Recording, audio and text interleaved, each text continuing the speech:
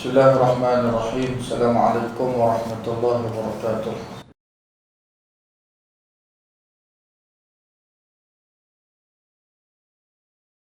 Alhamdulillah, kita panjatkan kesyukuran kepada Allah Subhanahu wa taala pada malam yang penuh dengan keberkatan ini. Allah berikan kepada kita kesempatan untuk sama-sama kita berada di dalam satu majlis yang mudah-mudahan majlis ini dikira sebagai taman-taman syurga Allah Subhanahu wa taala. Kita menyambung kitab Qaulul Tam fil Ahkamil Ma'mum wal Imam, dan kita berada pada perbahasan ataupun pada soalan yang ke-204. Qala musannif rahimahullah wa nafa'ana bi'ulumihi fi darain amin. Masalah yang seterusnya, masalah yang ke-204, cara mengganti imam di dalam sembahyang. Cara kita nak ganti imam dalam sembahyang. Jika mengganti imam orang yang mengikutnya pada rakaat yang kedua baginya, maka hendaklah ia meraihkan, iaitu peliharakan peraturan sembahyang imam yang dahulu itu. Maka apabila sembahyang ia, iaitu imam baru dengan para makmum 3 rakaat, dan bangun ia rakaat yang keempat, maka para makmum diberi pilih di antara mufaraqah dengannya dan masing-masing memberi salam bersendirian, dan di antara menunggunya supaya memberi salam serta dan di antara melantik salah seorang daripada mereka menggantinya, maka memberi salam ia dengan mereka. Demikianlah dinaskan oleh Al-Imam Syafi'i dalam kitab Al-Ubaid. Kalau nak mengganti imam orang yang mengikutnya pada rakaat yang kedua baginya, maka hendaklah dia meraihkan imam hak lama.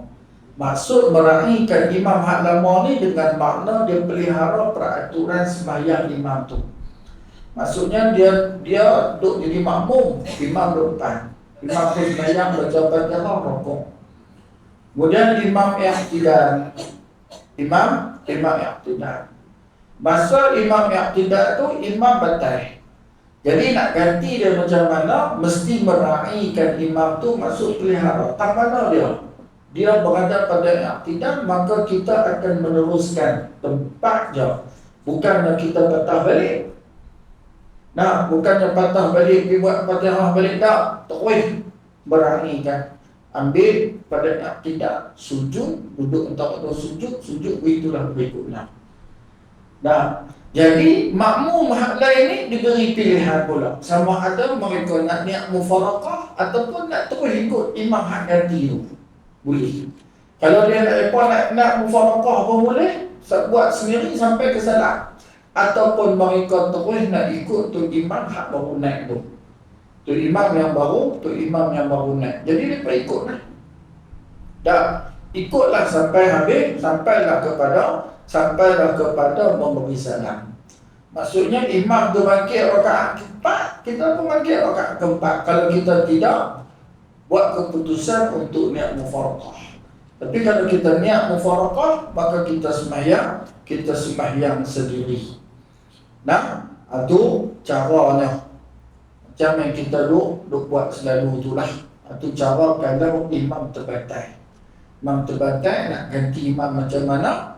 Syarat dia hak baru nak naik kena meraihkan, iaitu pelihara peraturan sembahyang imam yang batal tadi. Maksud pelihara ni tang mana dia batal. Katakanlah dia batal pada Fatihah tak ada nak rukuk ni, baru baca surah batal, dia pun keluar naik orang rukuk. Tak perlu nak baca Fatihah ni lah. Pasal apa? Kalau diulang balik baca Fatihah, berarti Fatihah jadi 2 kali. Nah, Fatihah jadi 2 kali. Baik. Masalah yang seterusnya, masalah yang ke-205, hukum sembahyang di tempat ada dinding di antara makmum dan imam. Makmum dengan imam ni ada dinding. Jadi macam mana hukum dia? Jika ada dinding di antara imam dan makmum, yang boleh menegahkan ia daripada lalu melihat makmum akan imamnya dan tidak bersambung safnya, nescaya batallah sembahyangnya. Maksudnya kalaulah imam dengan makmum tu tertegah daripada melihat makmum akan imam, makmum tak boleh tengok imam, ada dinding sekat, dah tak boleh lihat, tak boleh lihat imamnya, dan tidak bersambung safnya, saf tu tak bersambung, maka batallah sembahyangnya. Dan jika ada dinding yang menegahkan daripada lalu kepada imam, tidak kepada melihatnya, seperti tingkap, dan dinding yang menegahkan daripada melihat imam tidak pada lalu kepadanya, seperti pintu yang tertutup dan tirai yang labuk, nescaya batallah sembahyangnya. Batal juga sembahyang. Pasal apa? Kalaulah tidak ada ruang ataupun jalan nak boleh masuk sampai kepada tu imam. Contoh macam ni. Yang ni khusus bagi surau. Bagi masjid dia bahan lain sikit. Contoh macam ni, kita sembahyang di sini. Hak nak sembahyang di luar, katakanlah hak yang ni tak ada pintu ni, dia hanya ada tingkap, tak boleh. Pasal apa? Kerana dia di antara salah satu syaratnya ni, dia nak bagi boleh main pada tu imam. Bagi boleh main, boleh jalan main pada tu imam.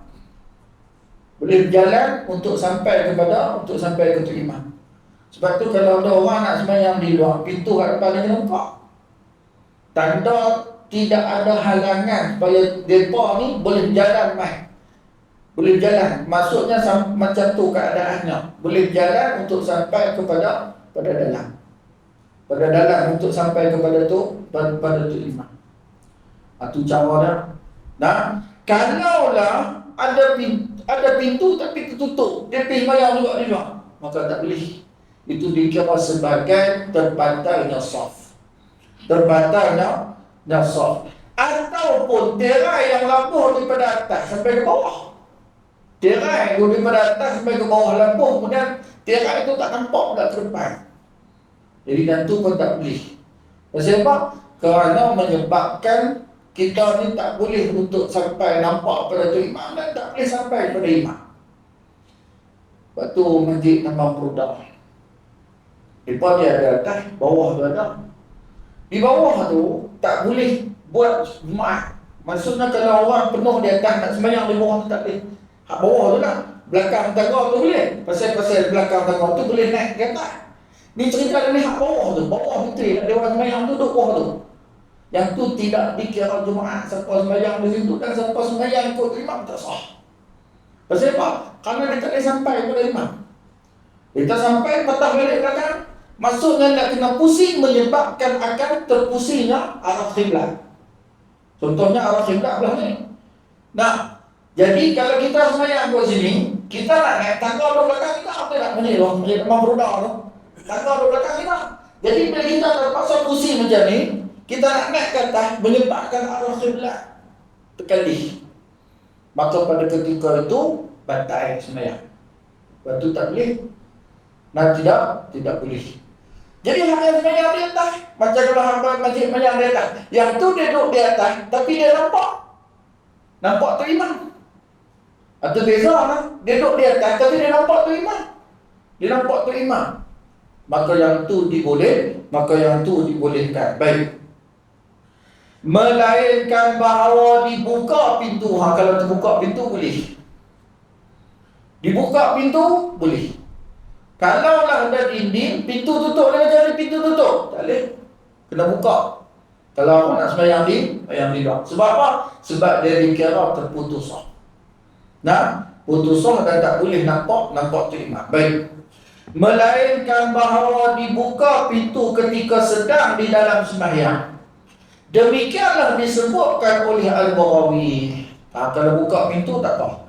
Dan bandingannya seperti dibina tingkap di antara keduanya, imam dan makmum, ketika mereka sedang dalam sembahyang. Nescaya tidaklah memberi bekal, yakni sahlah sembahyangnya. Kalaulah dalam duk tengah sembahyang dia pula, bandingannya seperti dibela tingkat di antara keduanya. Ada imam depan, makmum. Kemudian di antara duanya dibina tingkat. Ketika mereka sedang sembahyang, dibina tu ketika sedang sembahyang, maka yang tu boleh. Yang tu boleh sebab mereka sedang sembahyang. Yang tak boleh ni, sebelum sembahyang dah memang tutup macam ni lah.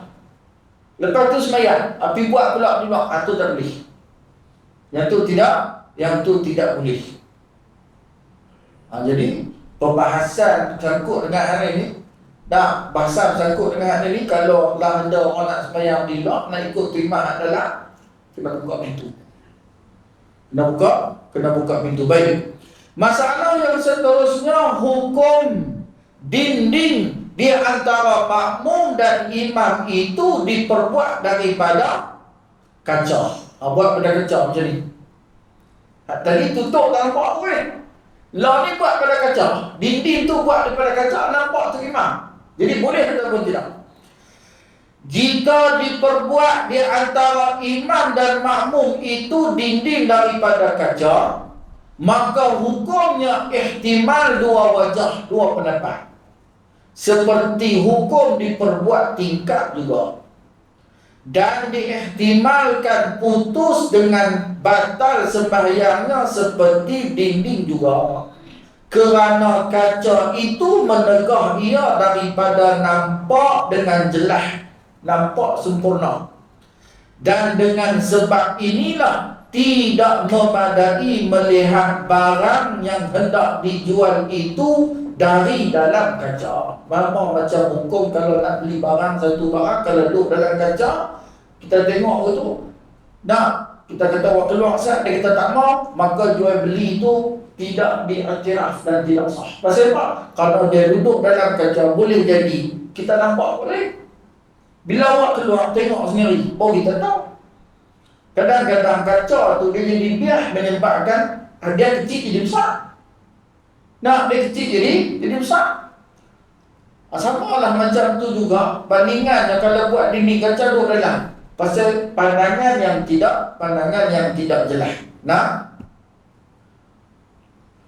Walaupun makmum boleh lalu pergi kepada imam dengan membelakangi kiblat, maka wajah pendapat yang muktamad putus batal sembahyangnya. Kalau lah terpaksa pusing menghadap kiblat, maka pandangan yang kuat sekali batal sembahyangnya. Pasal apa? Pasal dia membelakangkan kiblat. Contoh macam ni, katakanlah depan ni tutup habis rumah, pintu datang mana? Hak yang di luar ni nak buat sah tak mana? Dia bukan dia buat apa ni? Dia kena buat di sana. Pasal buat di sana, hak di sana boleh buat dia masuk. Kalau dia duduk di depan ni, dia nak masuk macam mana? Dia terpaksa pusing. Dia terpaksa pusing menyebabkan kiblat. Bahkan kiblat. Jadi macam kita ada tweet, kita kalau nak sembahyang tekuk pintu ni lah. Kalau di luar dekat ni lah, depan ni lah. Jadi selamatkan kita. Jadi selamatkan kita. Baik. Dan kalau tidak, nescaya sahlah sembahyang pada tiap-tiap tempat yang boleh sampai daripadanya kepada tempat imam dengan berpusing dan memanjat dan seumpamanya. Dia kata kalau lah kita duduk bersama lah, macam ada tingkat kita panjat apa tu, nampak macam tak apa nak kena. Nampak macam tak apa nak kena. Ya. Kita ada tengok nampak imam. Ni tak apa. Jadi pintu ni terbuka boleh. Kita tak masalah. Jadi dia sambung soh. Jadi soh yang duduk di belakang tu dia sambung ke mana? Dia akan menyambung dengan hak depan. Dia dah hak depan ni. Kalau nak katok buat dari pula 50,000 dah pula. Dah pula. Jadi boleh, yang penting pintu ni lah. Yang penting ada pintu. Yang penting ada pintu. Baik. Dan sesungguhnya telah mentashihkan oleh ashabul ulama Syafi'i ketiadaan sah sembahyang di luar daripada masjid yang mana jalan masuk kepada imam imam yang di dalam masjid melalui pintu di tepi jidar dinding masjid, sekalipun makmum itu hampir daripada pintunya, kerana dindingnya dengan jidar masjid di antaranya dan di antara imam berpaling makmum daripada kiblat. Nah, contoh dia bagi gambar tu. Masjid, imam duduk depan, makmum duduk di belakang. Luar pada masjid, kemudian ada pintu, jadi boleh. Ni dia bagi gambar dengan kita mudah faham. Dia bagi gambar raja hal kita.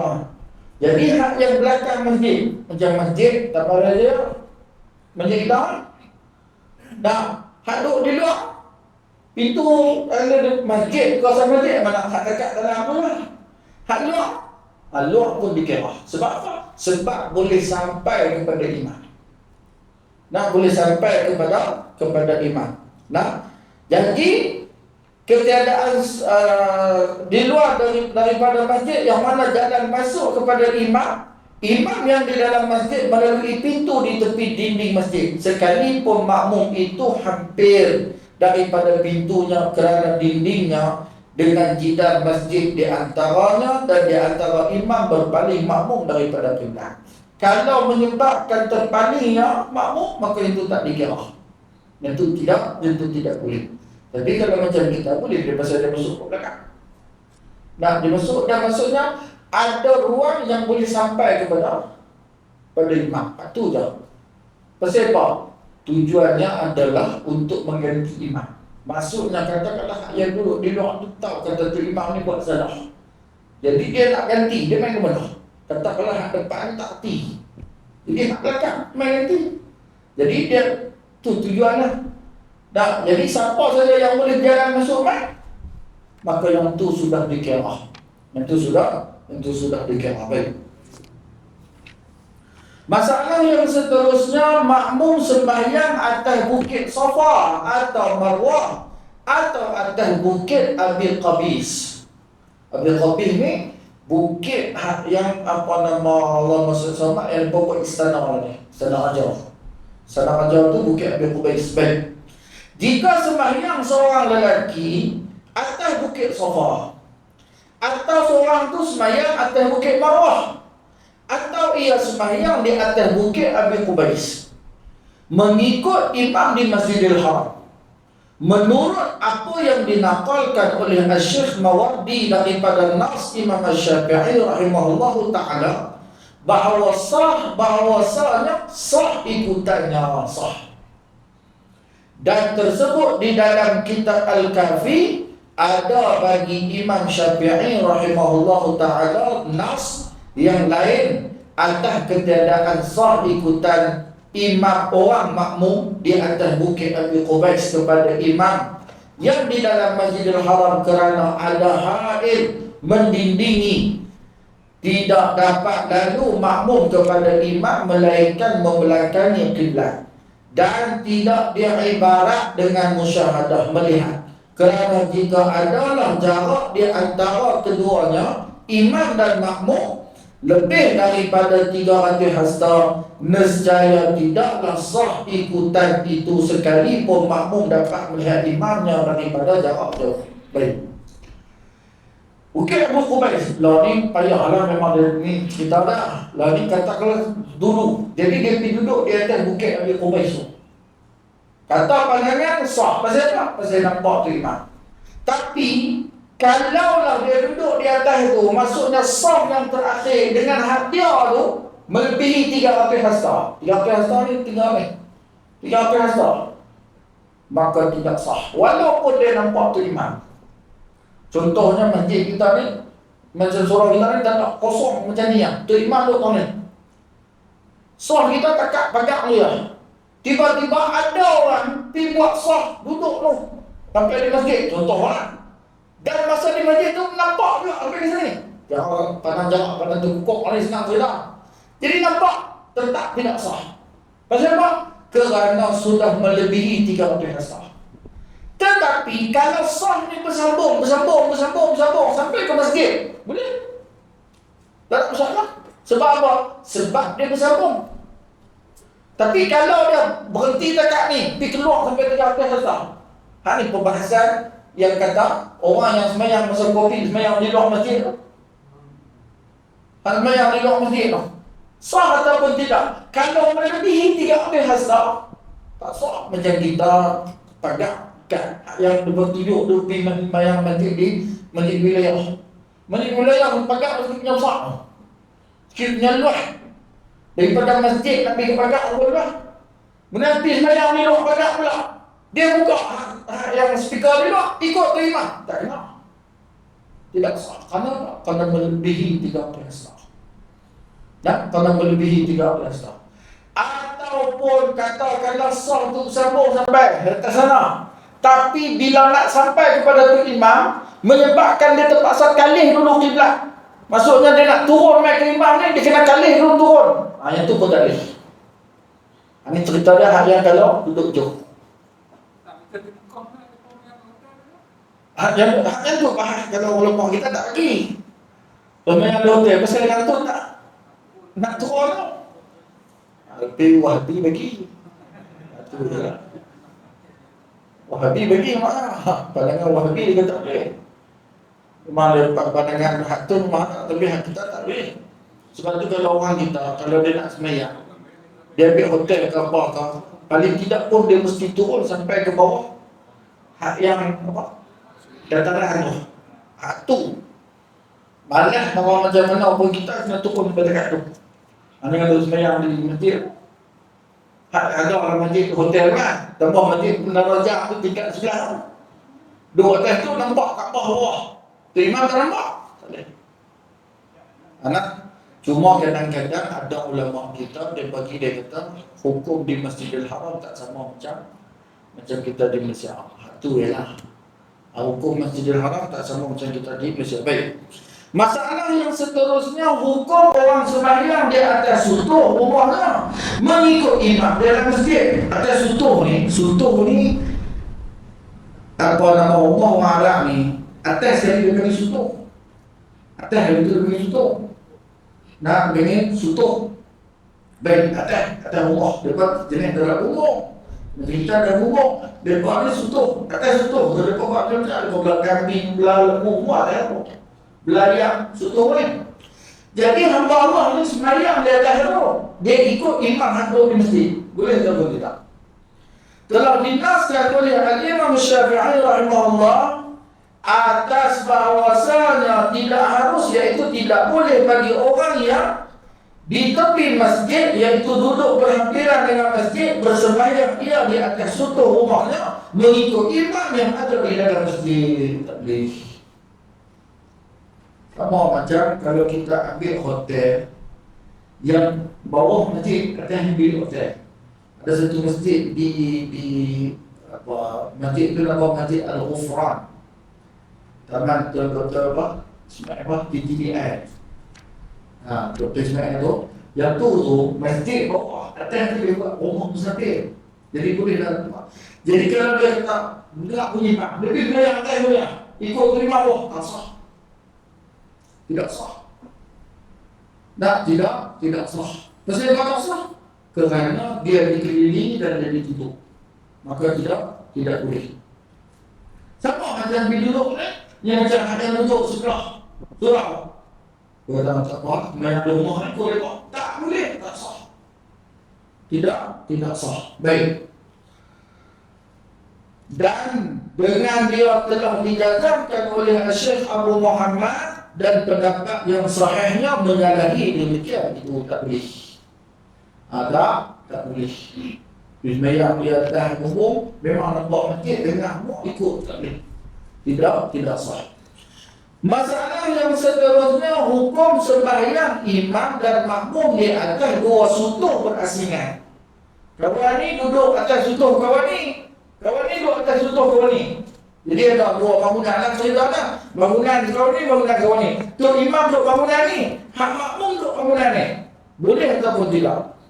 Jika berdiri imam dan makmum di atas sutuh masing-masing. Tu imam diri atas sutuh ni, makmum diri atas sutuh ni. Telah berkata Syekh Mutawalli, jika jarak lapang di antara dua sutuh itu tidak lebar, tidak luas, dengan sekira-kira tidak menegahkan daripada lalu berjalan atau meluput makmum kepada imamnya, yang di atas melompat atau melompat makmum kepada imamnya yang di atas sutuh lagi itu, maka tidaklah tertegah makmum itu berimamkan dengannya.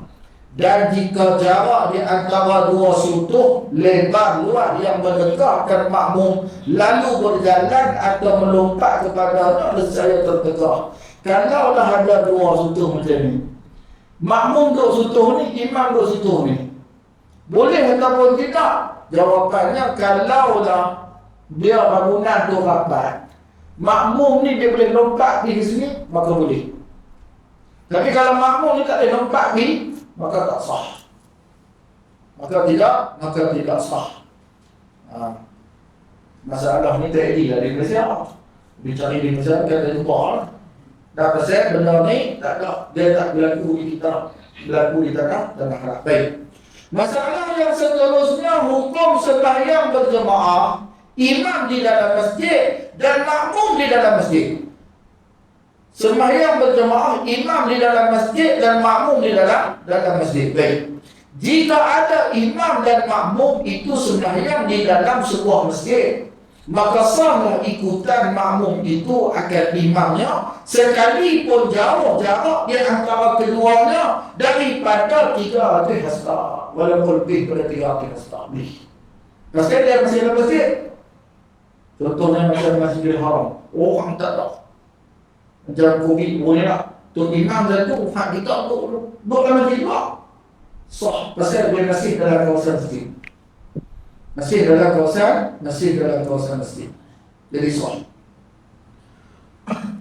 Dan jika ada dinding di antara keduanya beberapa belaan, seperti belaan telaga dan sutuh dan menara sekalipun, tetapi dengan syarat ada bagi sekalian belaan itu pintu yang terus ia ke masjid atau kepada sutuhnya. Maksud kalau nak buat belaan ada pintu boleh masuk pergi sampai kepada imam, jadi tidak ada masalah. Dan jika ada pintunya tertutup sekalipun, sekira-kira dapat makmum lalu kepada imamnya, maka sahlah ikutannya. Kalaulah pintu itu tertutup, contohnya macam masjid tu luas, ada satu duduk dalam satu bilik ya. Bilik tu duduk dalam masjid, dia boleh bayar di situ. Tapi dengan syarat dia boleh keluar untuk sampai kepada imam. Maka dibolehkan. Dan jika ada binaan di antara imam dan makmum, tidak terus pintunya, seperti adalah dia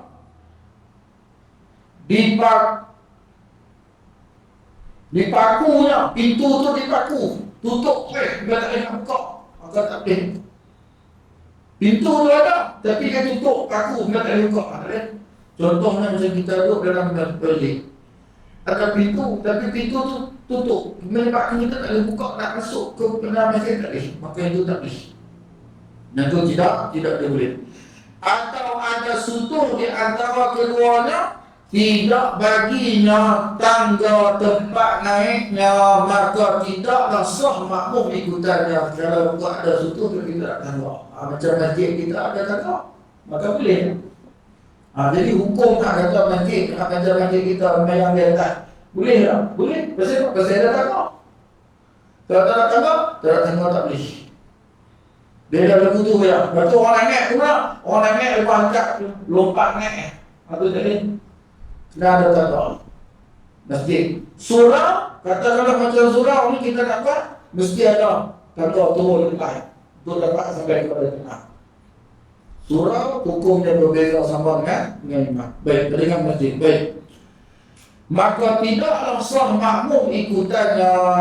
Dan jika mengantarai di antara imam dan makmum yang di dalam masjid itu sungai atau jalan raya yang telah terdahulu wujudnya daripada wujud masjid, maka hukumnya tidaklah seperti masjid yang satu, hanya seperti hukum seorang sembahyang dalam masjid dan seorang sembahyang di luar.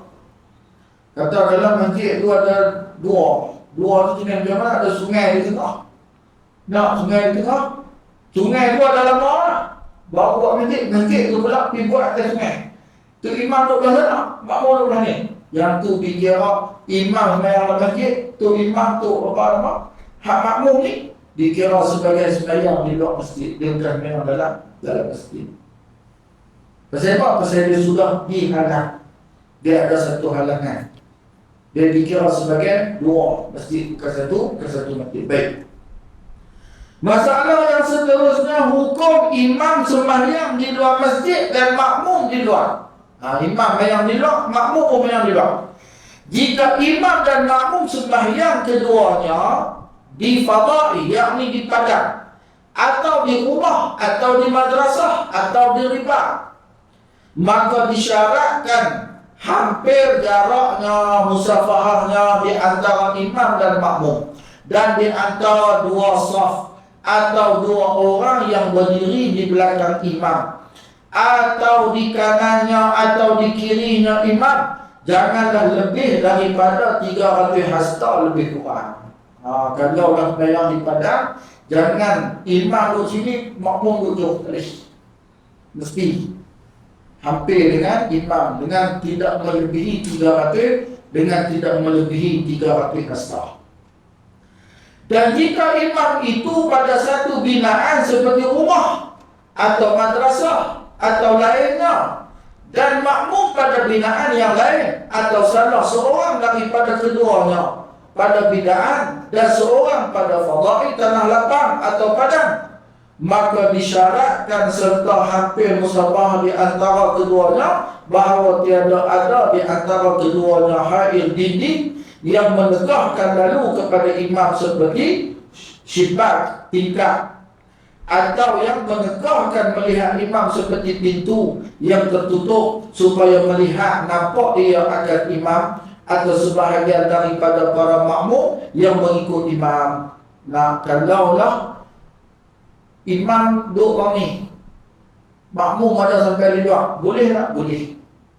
Syarat dia ada makmum sampai di belakang, dan tidak ada kegahan untuk dia masuk sampai ke dalam, sama ada.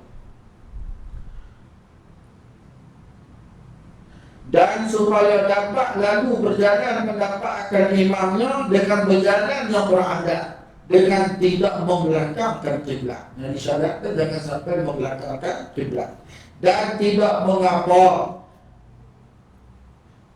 pada lalu itu mengenalkan kiblat atau menganankan kiblat atau mengirikan. Kalaulah dia hanya sekadar sikit saja pusing, maka yang itu dibolehkan, dimaafkan.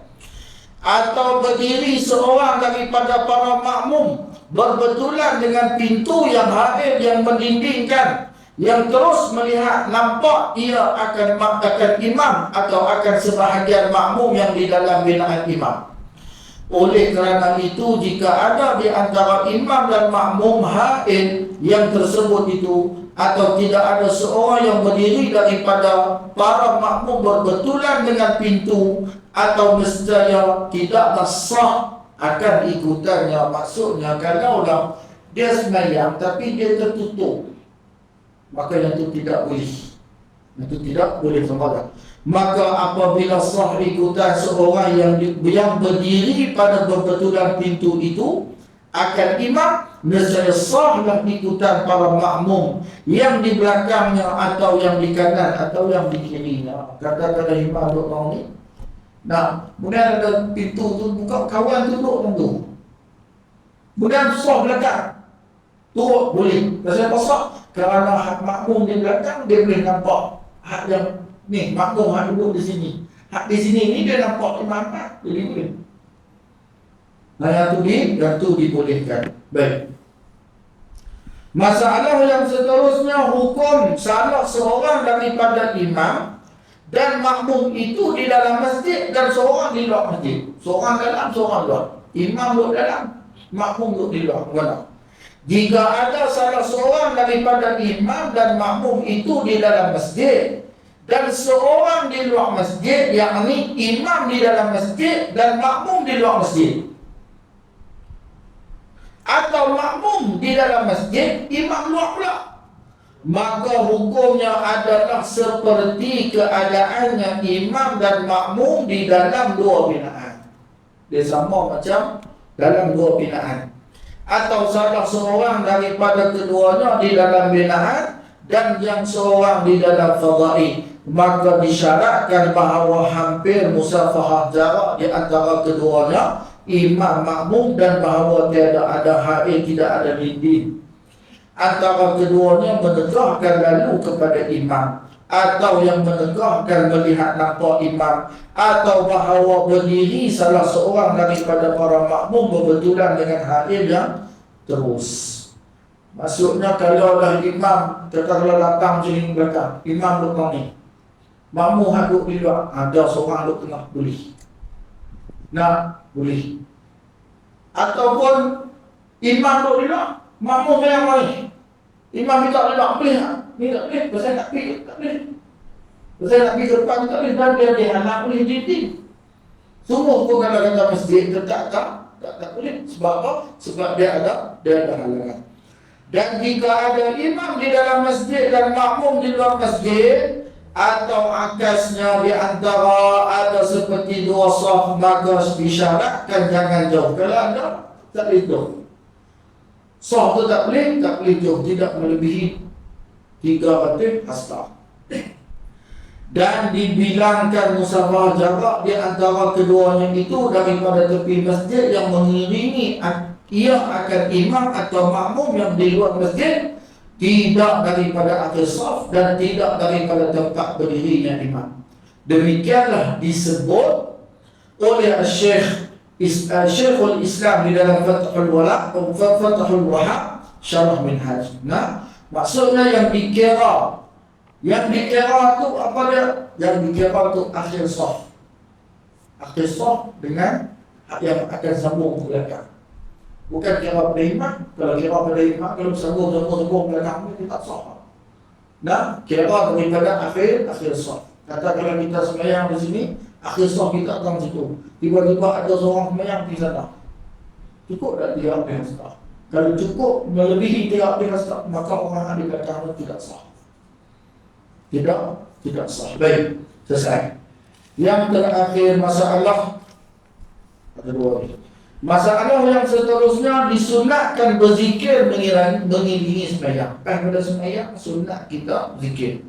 Disunatkan berzikir sebaik sahaja selepas daripada memberi salam. Pada bagi salam, sunat kita berzikir. Dan disunatkan juga bahawa berdoa kepada Allah Ta'ala dengan secara perlahan. Dengan secara perlahan. Pada kita bagi salam, kita berzikir secara perlahan. Melainkan jika bertujuan hendak mengajar orang ramai doa-doa yang warat daripada Nabi sallallahu alaihi wasallam, maka hendaklah dinyaringkan. Dinyaringkan.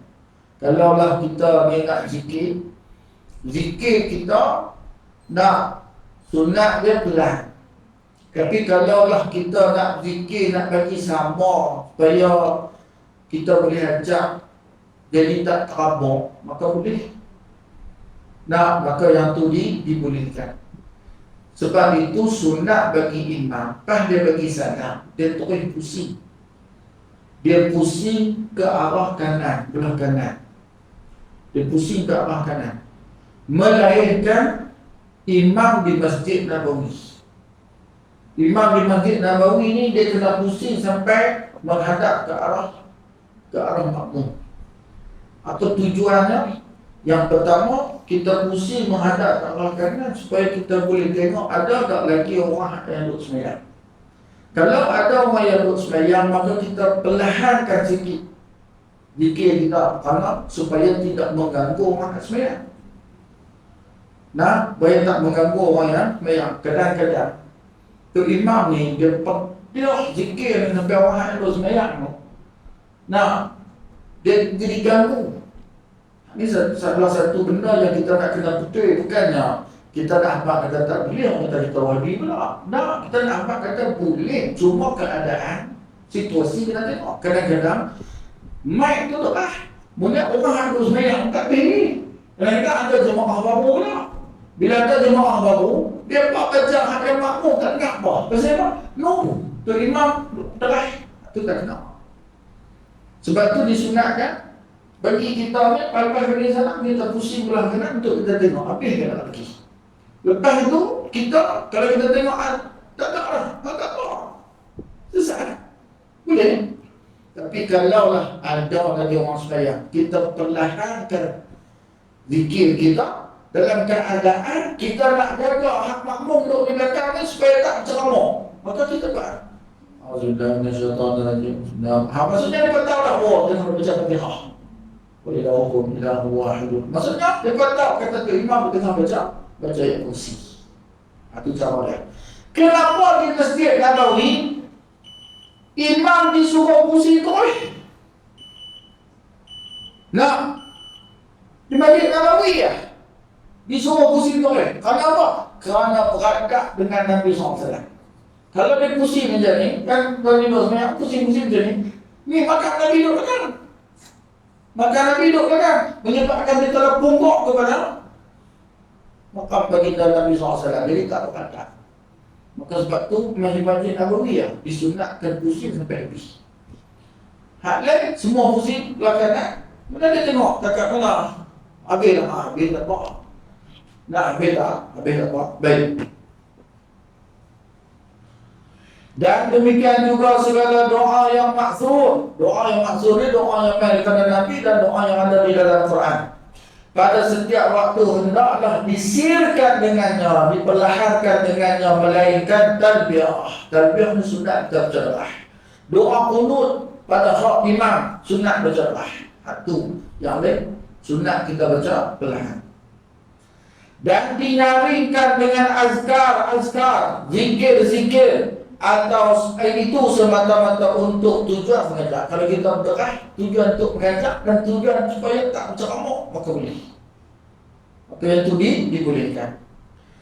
Dan melainkan takbir pada malam raya, maka disunatkan padanya nyanyi. Malam takbir raya doa. Dan mengangkatkan suara sama ada di rumah-rumah, di jalan-jalan, di pekan-pekan dan di masjid-masjid, kerana menzahirkan syiar Islam. Dan melainkan takbir di antara tiap-tiap dua surah, mulai daripada surah Wadduha hingga akhir mushaf, iaitu hendaklah dia berkata di antara dua surah itu Allahu Akbar, la ilaha illallah, wallahu akbar. Yang tu kita tak baca doa, kita baca perlahan. Dan melainkan berzikir di pekan dan beristighfar padanya kerana menyedarkan, mengingati orang-orang yang lalai. Boleh. Zikir birah di pekan. Boleh. Saya nak bagi orang lalai ingat. Sama macam kita buka zikir di masjid, di surau. Kat-kat nak semayang, kat-kat 10 minit lagi nak azan, kita buka zikir. Boleh. Saya nak bagi orang ingat bahawa kata kita nak masuk waktu, jangan besar Quran. Quran tak boleh. Pasal kalau besar Quran, dia menyebabkan orang tak hormat. Waktu Quran ni kena diam. Ansik bila Quran dengar, bila bunyi dia Quran kena diam. Bila kita buka Quran, mana orang menyembah, dia tak berakal. Kita sendiri yang meletakkan sedekat Allah. Diriwayatkan daripada Ibnu Umar radhiyallahu anha bahawa Rasulullah sallallahu alaihi wasallam bersabda, "Man dakhala as-suqa faqala la ilaha illallah wahdahu la syarika lah, lahul mulku wa lahul hamdu yuhyi wa yumiit wa huwa hayyun la yamut, biyadihi al-khairu wa huwa ala kulli syai'in qadir. Kataballahu lahu alfa alfin hasanah wa maha anhu alfa alfin sayyi'ah wa rafa'a lahu alfa alfin darajah." Sesiapa masuk ia ke dalam pekan, masuk dalam pasar, maka berkata ia la ilaha illallah wahdahu la syarikalah hingga akhir, tidak ada Tuhan yang disembah dengan sebenarnya melainkan Allah yang Maha Esa, tidaklah sekutu baginya segala miliknya dan baginya segala pujian, yang menghidupkan dan yang mematikan, dan ia Tuhan yang hidup tidak mati sama sekali. Dengan kuasanya segala kebajikan, dan ia atas setiap sesuatu amat berkuasa. Nescaya ditulis oleh Allah baginya sebanyak seribu kebajikan, dan dihapus daripadanya sebanyak-banyak 1000 kejahatan, dan diangkat baginya sebanyak-banyak 1000 darjat. Maksudnya siapa yang masuk dalam, nak masuk pekan, nak masuk pasar, masuk market, dibaca dulu la ilaha illallah wahdahu la syarika lahu lahul mulku wa lahul hamd. Ni zikir supaya kita tak lalai. Dan tersebut di dalam hadis At-Tirmizi bahawa Nabi SAW bersabda, man shalla subha thumma jalasa yazkurullahu ta'ala fi musallatu hatta tatlu'u asy-syams thumma yusalli rak'atain kataba lahu hajjatan wa umratan tamatan tamah.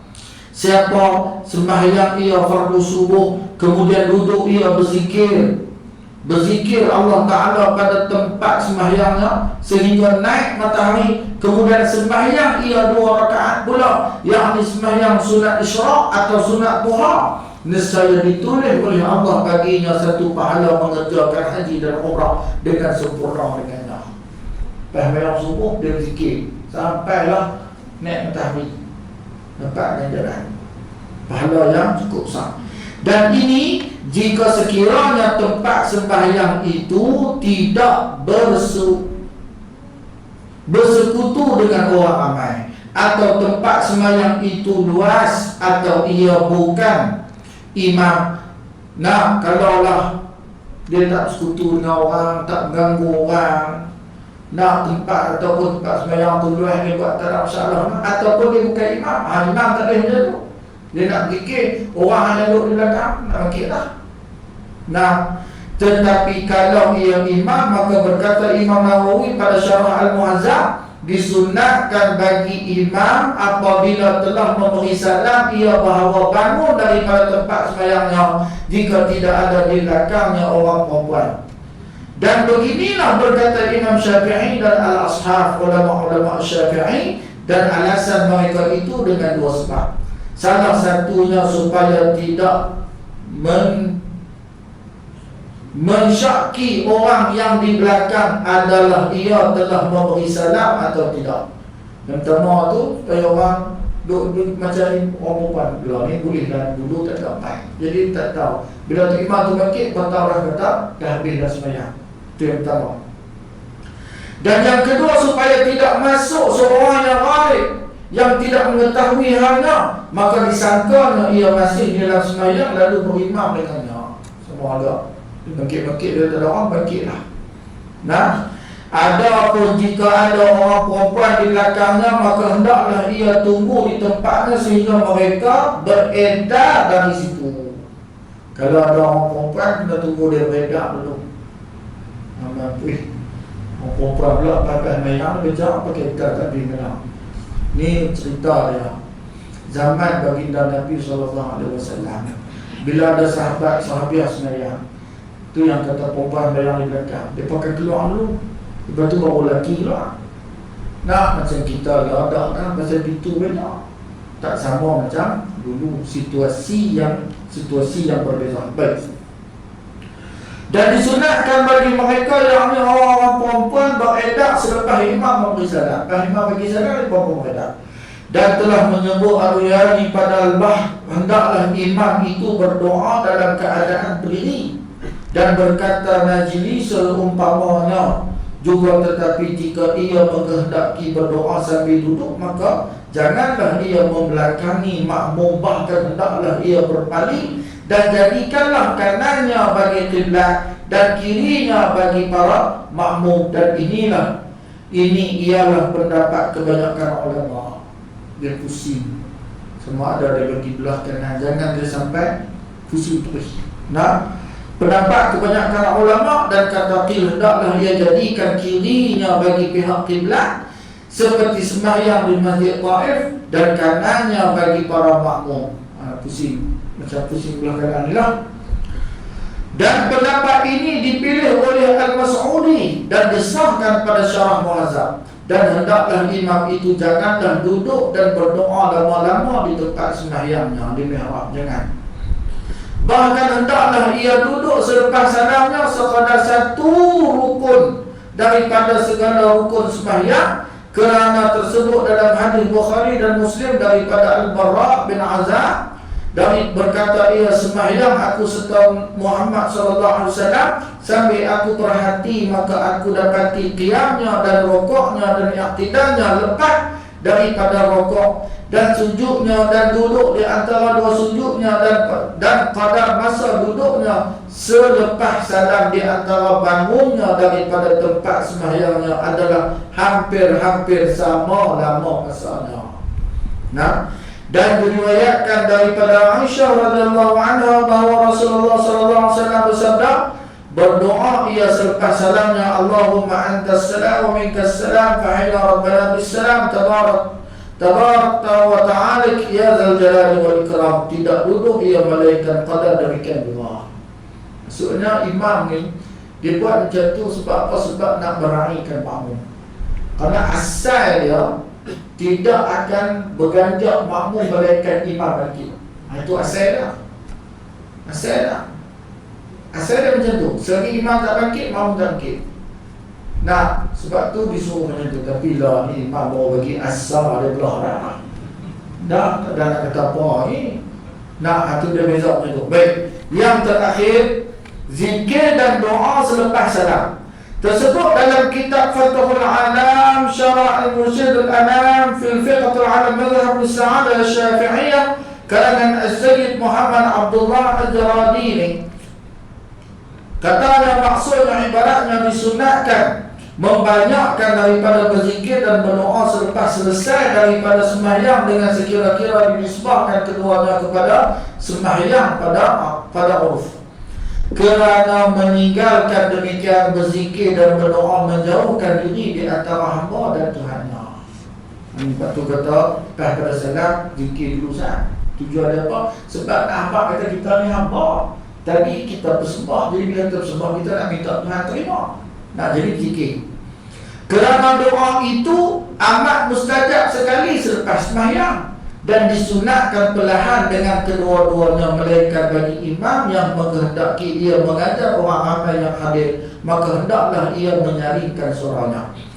Dan tidak luput berzikir dan berdoa itu dengan sebab mengerjakan sembahyang sunat rawatib sebaik sahaja selesai daripada memberi salam. Maksudnya pada salam dia pergi bangkit sembahyang dulu. Lepas pada sembahyang sunat baru dia zikir. Boleh? Tak dikira sebagai buku. Boleh. Nah, rawatib sebaik sahaja selesai daripada memberi salam. Bersalahan bagi sebahagian ulama, tetapi yang lebih afdalnya berzikir dan berdoa sebaik saja selesai daripada salam. Afdalnya bukan pada salam tu berzikir. Itu afdalnya. Nah, kemudian barulah sembahyang sunat rawatib seperti mana biasa diamalkan seluruh negeri kita.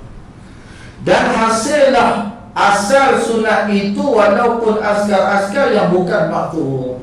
Walaupun kita berzikir ni tak sama macam mana Nabi ajak, tetap dikira sebagai sunat. Pasal berzikir.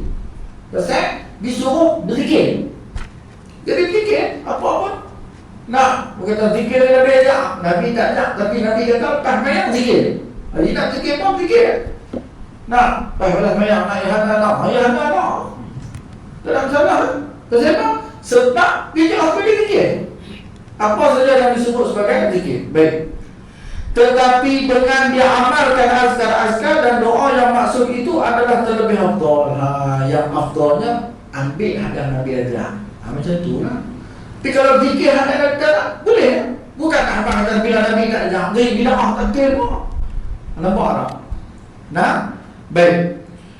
Dan askar-askar dan doa maksud itu amat banyak. Dan di antaranya barang yang mana disebut dalam kitab Basyirul Karim. Dan maksud ibaratnya apabila memberi salam, maka hendaklah menyapu dahinya dengan tangannya yang kanan. Sapu dahi dengan tangan kanan.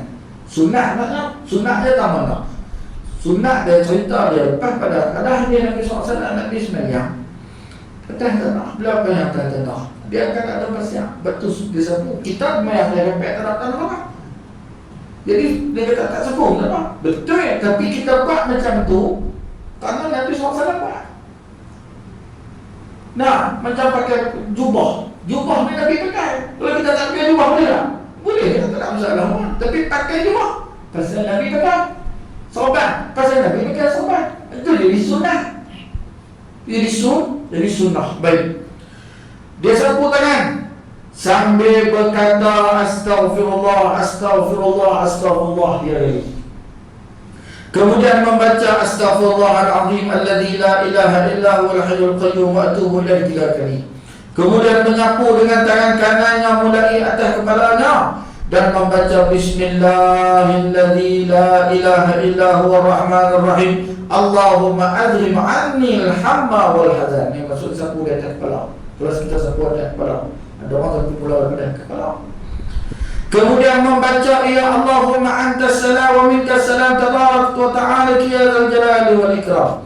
Kemudian membaca ya la ilaha illallah wahdahu la syarika lahul mulku wa lahul hamdu wa huwa ala kulli syai'in qadir. Kemudian membaca ya Allahumma la mani'a lima a'taita wa la mu'tiya lima mana'ta wa la yanfa'u zal jaddi minkal jadd wa la hawla wa la quwwata illa billah la ilaha illallah wa la na'budu illa iyyah lahul ni'mah wa lahul fadlu wa lahul thana'ul hasan la ilaha illa mukhlishina lahud din walau karihal kafirun.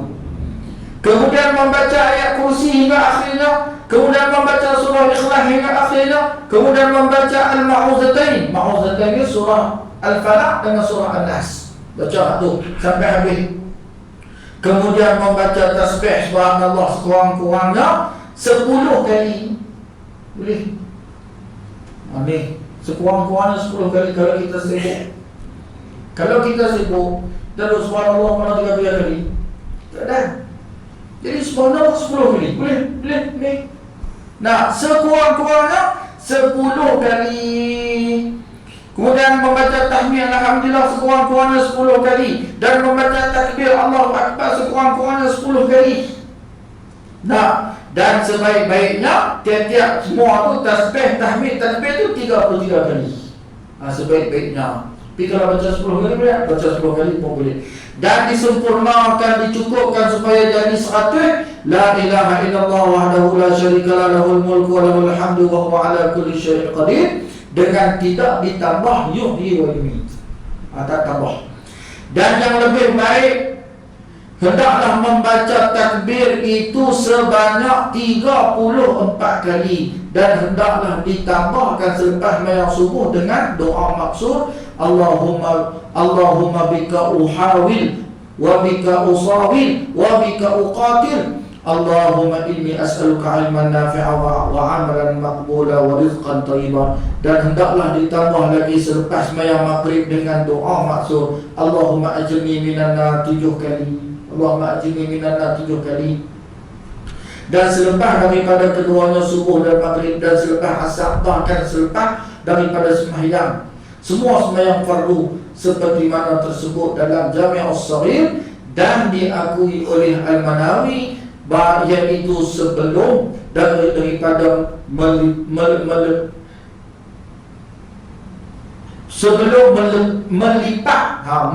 12 kakinya. Sebelum lipat pada 12 kakinya seperti mana di dalam keadaan sembahyangnya. Maksudnya baca hak tu sebelum kita nak lipat. Betul ada ulama kata kita nak mula bergerak apa lepas pada salat tu, lepas kita nak mula Allahumma anta salam, baru kita pusing. Baru kita pusing nak duduk sila ke apa tak boleh. Tapi kalau tak boleh tak apa, tidak ada masalah. Baik. Dan sebelum berkata-kata dengan yang lain daripada zikir dan doa dan Quran, hendaklah membaca doa yang maksud la ilaha illallah wahdahu la syarika lahul mulku wa lahul hamdu yuhyi wa yumiit wa huwa ala kulli syai'in qadir, dengan ditambah kalimah yuhyi wa yumiit.